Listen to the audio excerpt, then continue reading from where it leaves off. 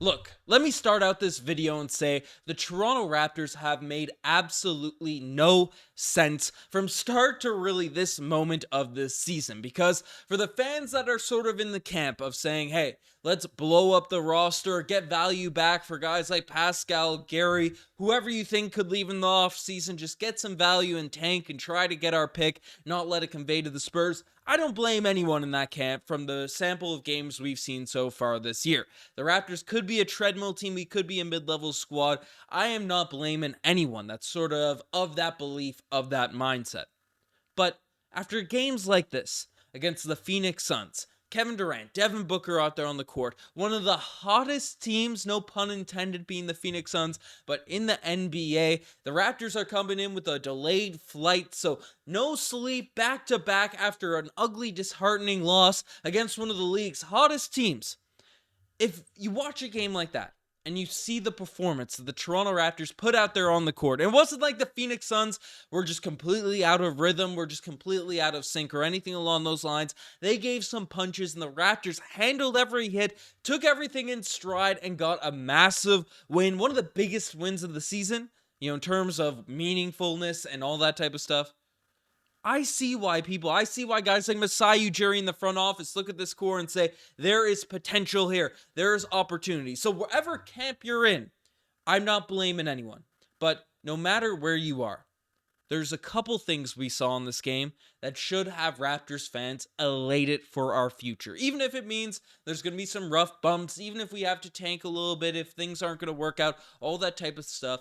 There are a couple things we saw in this game that just have me jovial, that just have me pumped. And in seasons like this, where we're currently a 500 level team, and it seems like there's no just regular losses over the course of the seasons. It's just horrific losses that are disheartening and feel like, hey, we got to nuke this roster, or just massive wins like we got tonight, which had the fan base completely turn back, like momentum swinging, turning point wins in a season. The Raptors felt like they've had a few of those over the course of this year, and they followed up with a couple stinkers. They get on a run, and then they have a couple just bad games.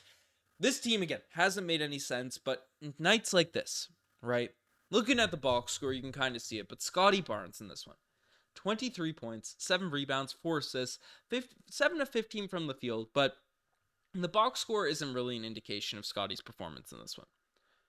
The fourth quarter, it really started at the end of the third when Scotty had that nasty block to sort of keep the momentum, right? Boost the momentum even more so heading into that fourth quarter, and everything he did down the stretch in this game. You look at that and you see him facing off against Kevin Durant, who's averaging 32, by no means washed, even though he's older and all that type of stuff, averaging close to 32 points per game this season. You look at him being matched up, Devin Booker on the other side of the court, another sort of monster out there, two proper stars in this NBA.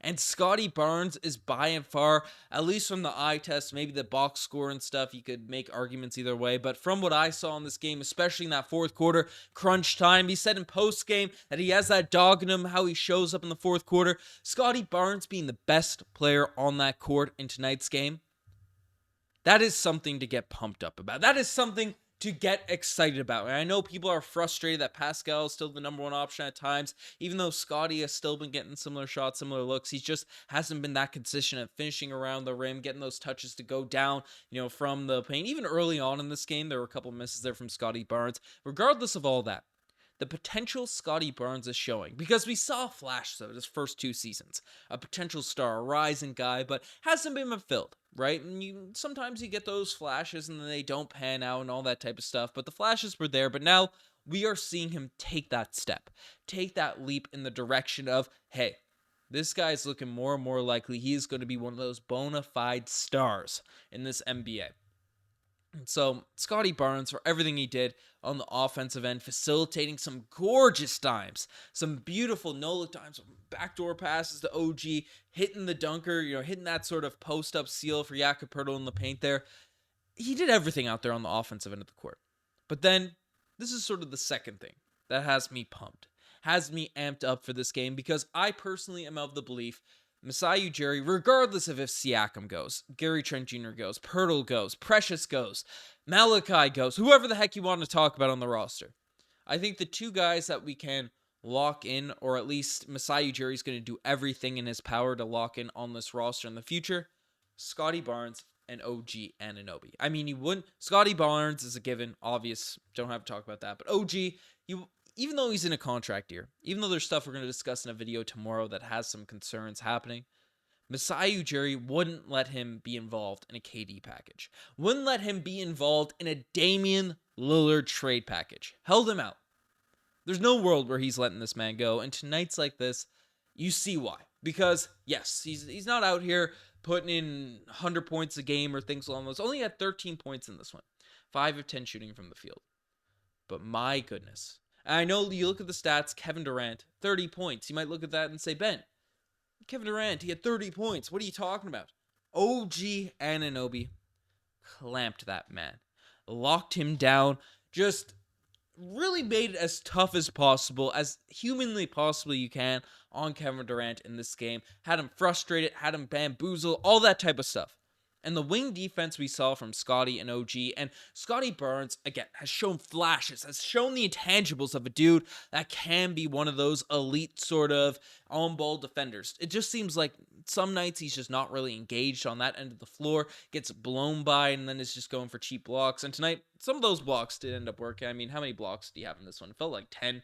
Had 3 blocks in this one. Obviously, I'm exaggerating there, but, the wing defense of a locked-in Scotty Barnes and what OG just provides this team night in, night out, that duo, that tandem on your wing is a recipe for success for the future. Because OG's only 26, I believe. Still a younger guy, not washed, not old by any means, or has a couple years left in his sort of prime. He's just entering his prime right now. And then we have Scotty Barnes sort of emerging here at this point. Regardless of the team around these two guys, is Pascal, who's still probably our top number one option, or at least in terms of scoring the basketball, even though I want the ball in the hands of Scotty Barnes more often. But regardless if it's Pascal Siakam, Jakob Poeltl, Dennis Schroeder, whoever the heck is around these guys, that's future stuff. Those two dudes on this roster right now, nights like this, you see the value, you see the vision from Masai Ujiri, why he's dangling Pascal instead of OG in these trade packages and all that type of stuff. And even though I'm a guy that's a Pascal stan and all that type of stuff, there is questions about fit with him and Scotty. Could the ball be taken out of his hands and all that? This isn't what this video is about, because I do want to give praise to Pascal, Poeltl, all those guys in this video as well. But, man, shout out to OG and Scotty. Just from the eye test of this game, really had me pumped, because when you're winning some games, you have disheartening losses, it's easy to get sort of melancholy, just stay neutral, not overreact to things that are happening. But I want to feel passionate about this Raptors team. I want to get excited about stuff. I want to get pumped up, get hyped up about this team. Right? That's the point of watching sports, loving a team and all that type of stuff. So the fact that we have guys like Scotty, especially, and OG to just get absolutely pumped about for the future, for this team, I don't know, makes me feel good on nights like this. But, those are the only two guys that played really well. I want to give a shout out to Jakob Poeltl in this one, who 17 points, 8 of 9 from the field, has been shooting remarkably efficient from around the basket, not from the free throw line, but only took 2 free throws in this one. But I really like what we've been seeing. Made a video on Jakob Poeltl about a week and a half ago, and he seems to have amped up his game since then. Not saying it was because of me, but there was some feedback, criticism of his game across sort of the Twitter spheres, Reddit spheres, YouTube spheres, and all that. So he's bounced back from that moment, but I want to give a shout out to Jakob Poeltl in this one, and Pascal Siakam as well, because regardless, again, of the future, the rumors, all that stuff that's going to be brought up, he continues to produce, he continues to fight through it all, and even though his three-point shot is not good this season, it is bad. He has regressed from behind the three-point line. There's no ifs, ands, or buts about it. He is still a top caliber player in the NBA. 22 points, 9 rebounds for this Toronto Raptors squad. Give some credit to Pascal Siakam. A couple of really nice finishes in this game. One nice and one with the left hand, fast break, full speed, and all that type of stuff. That's huge. That's huge from your top guy. And then Dennis Schroeder, in your starting lineup, clutch time, late moments of this game. He did have the greatest game all around, at least shooting the basketball. 8 points in this one. Had 12 assists, which is great to see. A lot of great facilitating the first half. But his finishing, his confidence, we talked about confidence with Fred VanVleet a lot and all that type of stuff. Steady Freddy. I always liked his sort of mindset. That the confidence he had. I didn't like the shots Fred would end up taking at the end of games, but I was happy that we had a point guard that was at least confident enough to take him. Schroeder has that confidence, but he doesn't settle. He doesn't sort of, hey, I'm having a rough game. I'm going to take a weird step back three and get blocked in a big moment of the night. No, that's not what I'm going to do. Dennis Schroeder says, I'm going to attack the basket. I'm going to go in there. And early on in the season, we've seen some mistakes. We saw some turnovers, him being eager, being confident, and all that type of stuff. But you know what? As of late, get more comfortable with his teammates, the system. He is driving in their full speed and is not afraid of anyone at that rim. Got a really nice sort of clutch bucket, finger rolling it right at the basket. And when he's such a facilitator that he is, and obviously the comparisons are going to be made with Fred VanVleet a lot just because of how he basically stepped in and replaced him. Fred wasn't a horrific playmaker.